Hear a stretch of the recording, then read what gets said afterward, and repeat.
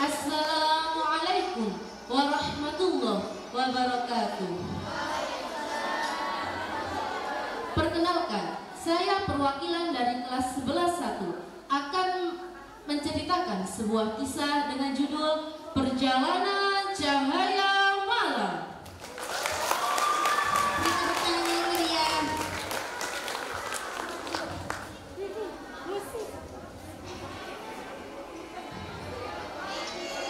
Kisah ini terjadi pada tanggal 10 Nubuah, tepatnya disebut dengan tahun duka.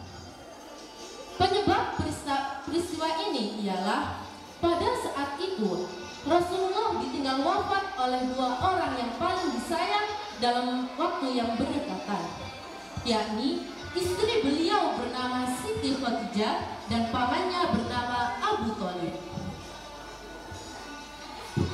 Malam yang gelap menyelimuti kota Mekah. Tepatnya usai menunaikan sholat Isya.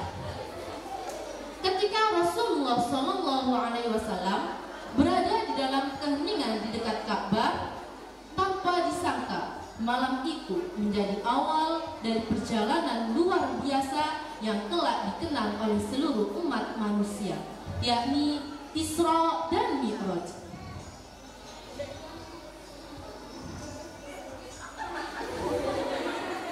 Ketika Rasulullah berdoa di dekat Ka'bah, datanglah Jibril dengan membawa seekor tunggangan berwarna putih, tinggi, lebih tinggi dari keledai dan lebih pendek dari biol. Makhluk bercahaya dengan kecepatan luar biasa. Ia bernama Buraq.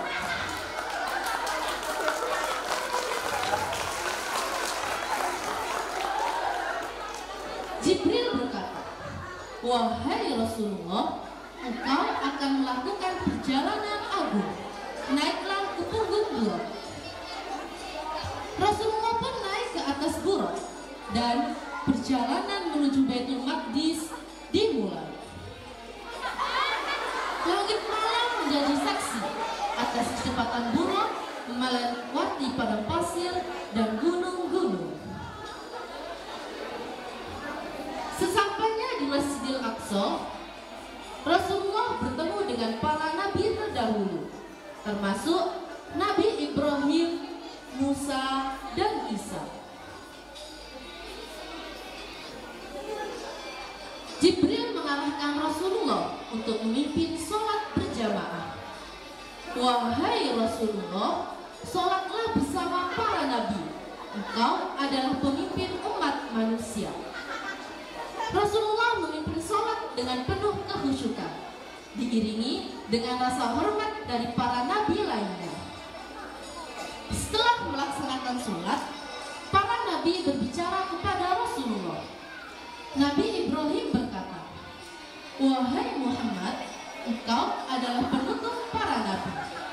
Sedang Nabi Musa berkata, "Perjalananmu malam ini adalah anugerah besar bagi umatmu." Seusai keluar dari Masjidil Aqsa, Jibril datang dengan membawa dua wadah minuman. Satu berisi susu dan satu lagi berisi khamar. Rasulullah memilih susu. "Sungguh engkau telah memilih kesucian," dalam kata Jibril dalam riwayat sebuah hadis. Inilah yang dinamakan Isra, yang berarti perjalanan di malam hari. Setelah Isra, Mi'raj pun dimulai. Dengan bimbingan Jibril, Rasulullah melewati 7 lapis langit, di mana di setiap langitnya Rasulullah bertemu dengan para nabi terdahulu yang menyambut beliau dengan penuh penghormatan. Pada langit pertama, Rasulullah bertemu dengan Nabi Adam. Pada langit kedua, Rasulullah bertemu dengan dua orang sepupunya, yakni Isa bin Maryam dan Yahya bin Zakaria alaihissalam. Pada langit ketiga, Rasulullah bertemu dengan Nabi Yusuf. Pada langit keempat, Rasulullah bertemu dengan Nabi Idris. Pada langit kelima, Rasulullah bertemu dengan Nabi Harun.